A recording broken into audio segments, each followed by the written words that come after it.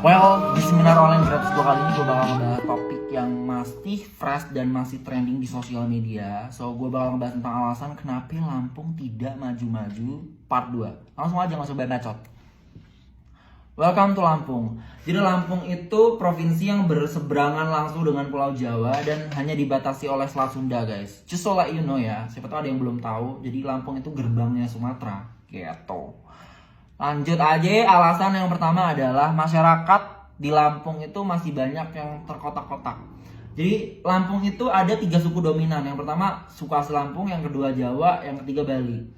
Suku-suku di luar Lampung ini mereka sudah mengikuti program transmigrasi dari pemerintah pusat dulunya untuk pemerataan populasi yang ada di Indonesia. Jadi udah born and raised di Lampung dan udah berkontribusi di Lampung juga pastinya. But unfortunately, the last time video gue yang trending itu malah ada beberapa content creator yang asal dari Lampung dan mereka malah tersindir dan ngebahas tentang suku dan agama, Kak. Padahal kan fokus gue di situ tuh untuk mengkritik pemerintah daerah provinsi Lampung ya kan. Jadi kayak so what?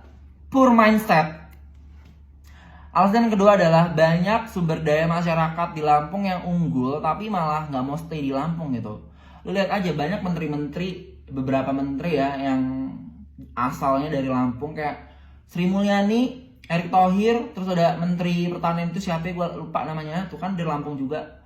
Lampung tuh gak kekurangan orang pinter, tapi sayangnya orang-orang pinter yang asli dari Lampung, asal dari Lampung, yang born and raised di Lampung, itu malah keluar dari Lampung dan memajukan daerah lain, atau malah keluar dari negara lain, Kak. Karena apa? Karena tidak diapresiasi.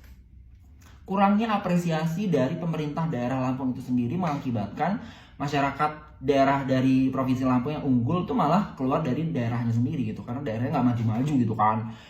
The last time ada video yang trending masalah atlet ini yang dana kemenangannya atau hadiah juaranya itu tidak sesuai apa yang dibicarakan sebelumnya. Itu lagi trending dan itu membuktikan bahwa kurangnya apresiasi yang ada di provinsi Lampung ya kan.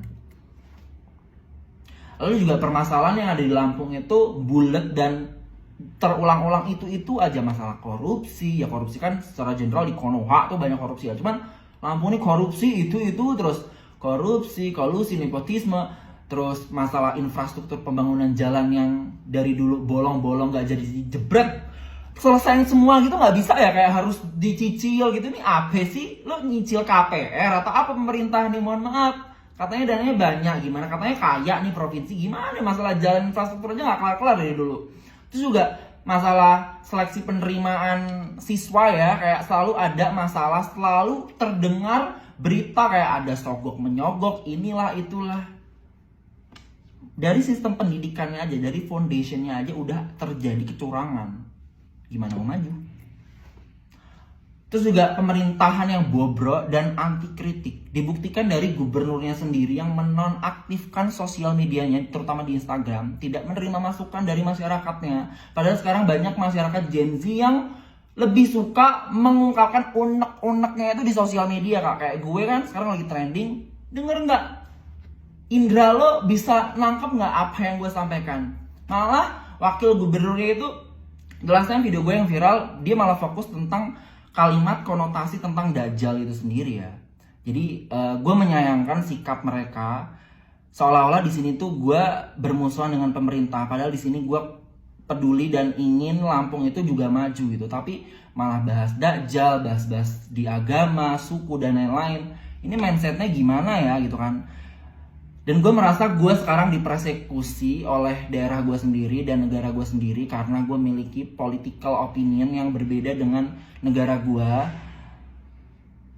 Sebenarnya gue sedih ya, kayak gue lebih diapresiasi negara lain gitu di Australia ini. Gue meminta perlindungan secara hukum dari negara Australia dan apply protection visa, dan